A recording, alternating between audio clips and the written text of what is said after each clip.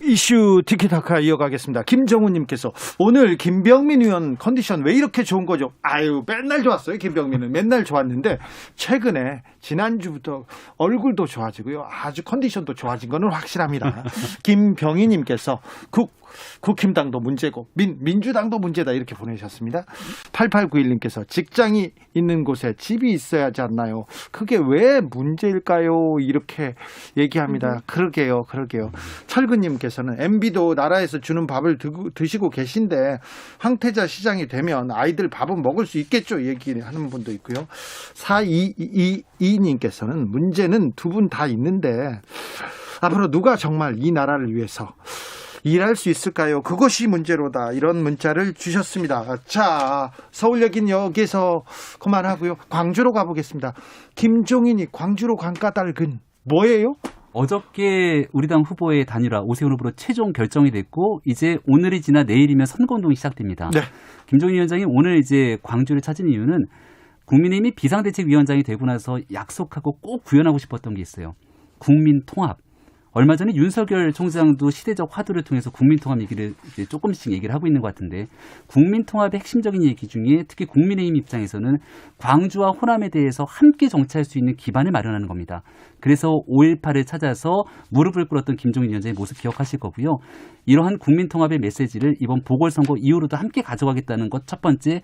두 번째는 서울시 선거를 바라봤을 때 서울에 계시는 호남 지역을 고향으로 두고 있는 출향민분들이 많은데 그분들에게도 우리 과거의 선거처럼 지역색을 기반으로 하는 선거가 아니라 문재인 정부의 실정, 부동산 정책을 다시 한번 바꿔내기 위한 과정 속에서 영남, 호남, 충청 이런 거 따지지 말고 함께 손잡고 정권 교체와 서울시 교체의 길에 나서보자 이런 메시지를 던지고 싶었던 게 아닌가 싶습니다. 지난번에 안철수 후보를 만났을 때 후보 시절에 만났을 때 끙 그러면서 두 번 다시 나 안철수 볼 일 없다 이렇게 얘기했는데 그것 때문에 가신 건 아닙니까? 짧게. 전혀 그렇지 않습니다. 이게 벌써 한참 전에 예약이 돼 있던 기차표였습니다. 알겠어요. 김병민 의원은 드리블이 깁니다. 네, 잘라야 됩니다. 옐로 카드를 하나 받았습니다. 자, 부산으로 가보겠습니다. 네. 자, 최지은 대변인 선공으로 시작하겠습니다.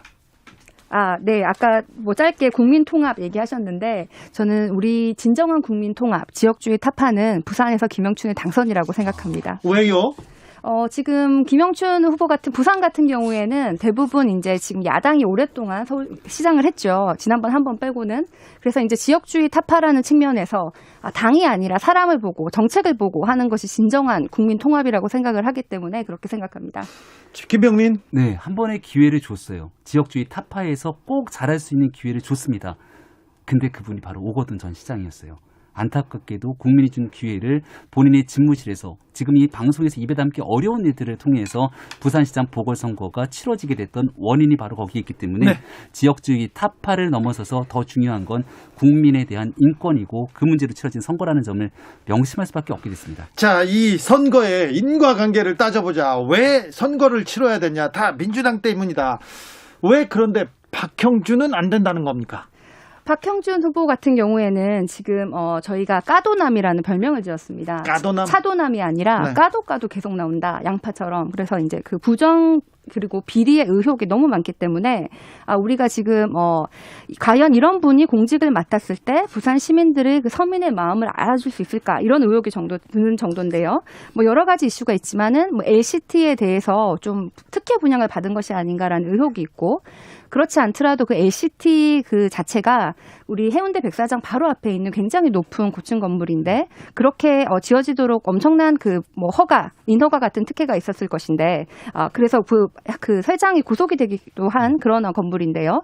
그래서 그 비리의 축적판, 부정부패의 상징인 그런 곳에 공짜로 주더라도 거기에 들어가지 말아야 할 공직자 후보가 거기에 지금 살고 있고 가족의 시세 차익이 40억 정도 된다라는 것은 이제 과연 이 부산 시민의 정서상 이것을 받아들여도 되는 것인가라는 생각이 들고 이것은 뭐 아까 뭐 도쿄 아파트도 얘기를 하셨는데 그거랑은 비교가 안 되게 훨씬 더 큰 일이죠. 그리고 지금 아까 지난번에 기회를 줬다라고 하셨는데 저는 이제 경제 전문가인데 부산 경제라는 이 환자입니다. 지금 경제가 굉장히 안 좋은데요. 지난 30년 동안 야당이 독재를 하면서 암덩어리를 만들어놨어요. 부산 경제에. 그런데 지금 우리가 2년을 하면서 가덕 신공항을 다시 추진할 그럴 활력을 얻었고 북항 재개발을 할 활력을 얻었고 그러면서 이제 시작을 했지만은 사실 강기약 처방할 정도의 시간밖에 없었습니다. 그래서 암덩어리를 제대로 고치려면은 훌륭한 경제 살릴 시장이 필요하다. 훌륭한 의사가 필요하다. 이런 생각이 듭니다. 부산 경제 암덩어리를 수술하려면 민주당이 필요하다 얘기를 합니다. 양파남, 까도남 좀 의혹이 많이 나오긴 나오죠? 의혹에 앞서서 부산 경제의 암덩어리 얘기를 하셨으니까 네. 부산 지역의 정치인이고 부산의 경제를 살리겠다고 국민에게 약속했던 문재인 대통령 지난 집권 4년의 기간이 있었기 달려갑니다. 때문에 김병민. 예, 거기에 대해서 과연 지난 4년 동안 부산을 위해서 무엇했는가? 네. 가덕도 신공항을 얘기하고 있는데 문재인 정부 4년 동안 가만히 있다가 선거 앞두고 가덕도 신공항을 꺼낸 이유는 무엇인가? 이런 얘기들에 대한 답이 먼저 필요하고요. 네. 두 번째 박형준 후보에 대해서는 말씀 주신 것처럼 야 이런 데 살 수가 있어? 아무래도 좀 너무한 것 아니야 등에 대한 얘기를 하고 있는 상황인데 이런 게 이제 전형적인 프레임 이미지 더 씌우기 등에 대한 내용이 아닌가 싶습니다. 박형준 후보가 언론을 통해서 많이 드러나서 국민들에게 참 친화력 있는 호감적인 이미지를 갖고 있거든요. 여기에 친서민이 아니라 친부자 프레임을 씌우는 것이 선거에 조금 유리하다 이렇게 판단될지 모르겠습니다만 사실관계를 분명하게 바로잡으면서 여기에 대한 투기나 불법적인 문제가 있으면 그걸 찍어야 되는 것이고 그것이 아니라 단순하게 LCT라고 하는 그런 좀 부유층의 건물에 산다는 이유를 제기하는 건 조금 온당치 못한다. 하나 더 거기에 대한 시세 차이 얘기를 하는데 그렇게 부동산 값 뛰게 만들었던 정부는 누구인가라는 얘기를 덧붙입니다.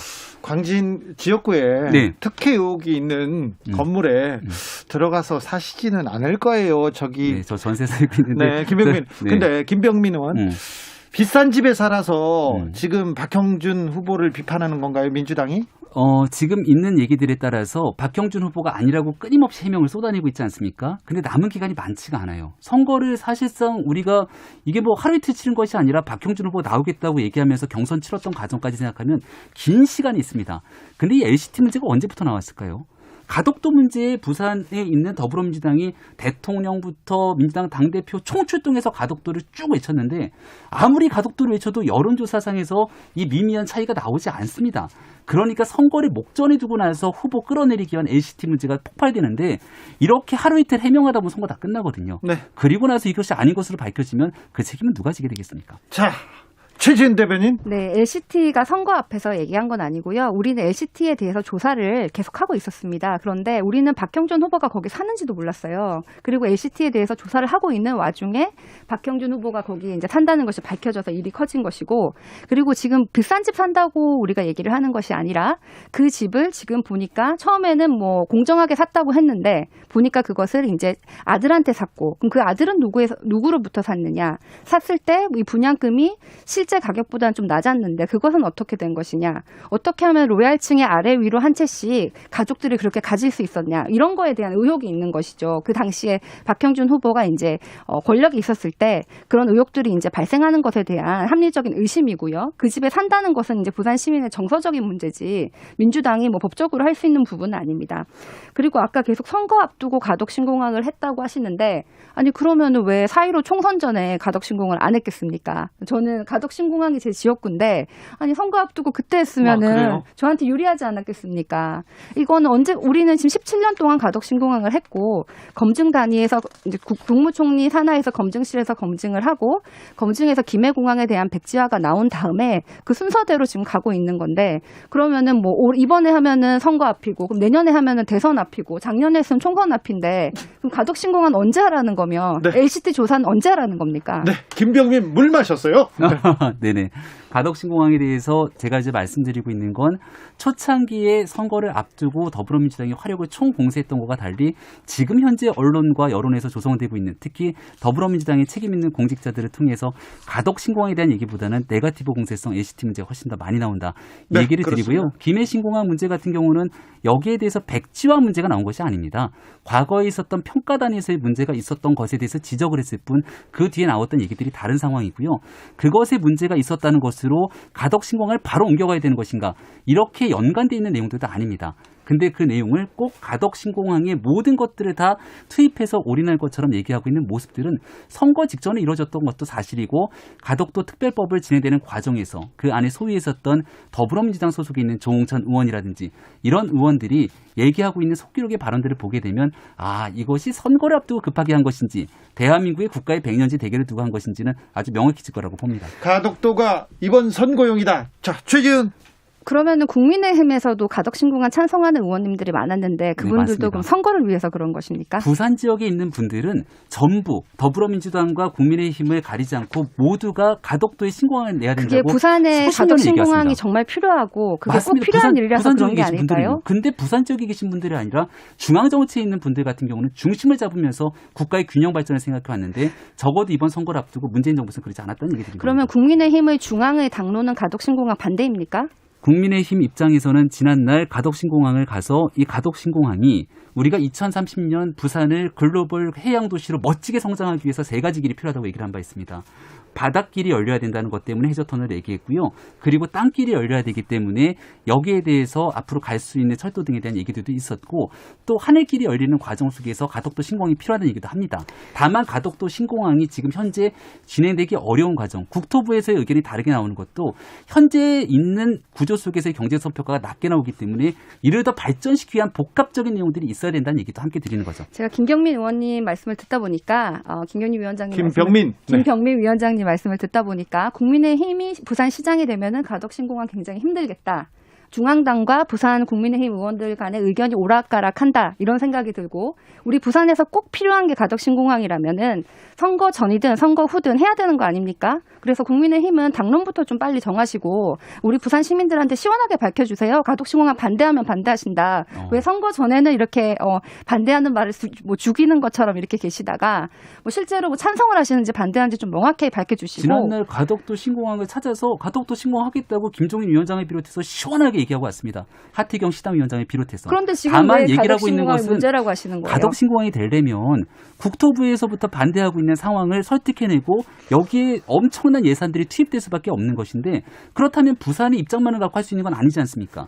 중앙부처도 설득하고 이 과정에 필요한 경제성 평가에 더 효율적인 내용들을 끌어내기 위해서라도 그렇습니다. 가덕도 신공항뿐 아니라 나머지의 국책사업들을 같이 연결돼야 된다는 말씀을 드리는 겁니다. 그런 면에서 국책사업을 잘 할 수 있고 정부와도 소통을 잘 할 수 있는 180석의 집권 여당이 시장을 해야 가덕 신공항이 잘 될 거라는 확신이 듭니다. 2661님께서 가덕도 신공항 할 때 국민의힘에서는 해저 터널로 묻지 말고 더블로 가 했는데 이렇게 문자가 왔습니다.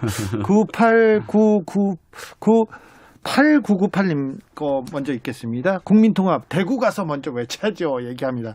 2650님께서는 박형준 후보가 당선 가능성이 높게 형성됐고 이렇게 만들어준 게 지금의 여당입니다. 그것만으로도 반성해야 할 것입니다. 이렇게 지적하셨고요. 5855님께서는 박형준 후보는 아니라고만 하고 정확한 해명이 없어요. 사찰 문건, 입시비리, LCT 그리고 국회의사당, 식당 어느 것 하나라도 해명된 게 있나요? 이렇게 물어봅니다. 네. 이번 선거의 임기는 한 1년 정도밖에 채 되지 않습니다. 예. 선거 때 많은 고소고발절이 난무하고 있는 상황인데요. 당선되고 나서 바로 임기 시작되지만 거기에 대해서 나왔던 의혹들에 대해서는 네. 선거 끝나고 나서 2-3달 정도 지나고 나면 아마 공직선거법들과 맞물려 갖고선 재판도 진행되고 많은 내용들이 드러날 겁니다. 네, 소송전 그리고 진행되고 나서 있습니다. 1년 뒤면은 바로 선거예요. 그러면 어떤 후보가 거짓말을 했던 후보고 어떤 후보가 정말 말도 안 되는 거를 가지고 의혹을 씌우려고 했던 후보와 정당인지가 드러나게 되거든요. 네. 그런 측면에서 지금 막무가내로 거짓말하면서 발뺌할 수는 없는 상황이다라는 점을 좀 힘줘서 얘기 드리고 싶습니다. 최지은. 아니요, 저는 오히려 선거는 후보자들을 정확하게 검증해야 되는 자리죠. 340만의 부산 시민의 그 삶이 걸린 자리인데 이 사람이 어떤 삶을 살아왔고 어떤 철학을 가지고 있고 그 검증하는 자리이기 때문에 검증은 분명히 해야 되고 다만 지금 이렇게 비리가 많은 사람이 시장에 되면은 이 사람이 뭐 이제 검찰에 조사받고 이렇게 다니느라고 비리 의혹이 많은 분이 되면 이제 지금 해명을 해주시면 해결될 것들이 참 많은데 그 해명을 안 하시고 시장에 되시면은 검찰 조사 받다가 그 부산 시장의 역할은 도대체 누가 하시나 이런 생각이 듭니다. 9682님께서 두 분 모두 말은 오토바이처럼 잘하시네요. 그렇지, 오토바이처럼 잘합니다. 국민은 힘들어 죽겠는데 민심을 생각해 보세요. 으악 얘기합니다. 오늘도 감사했습니다. 이슈 티키타카 김병민. 네, 고맙습니다. 최지은이었습니다. 네, 고맙습니다.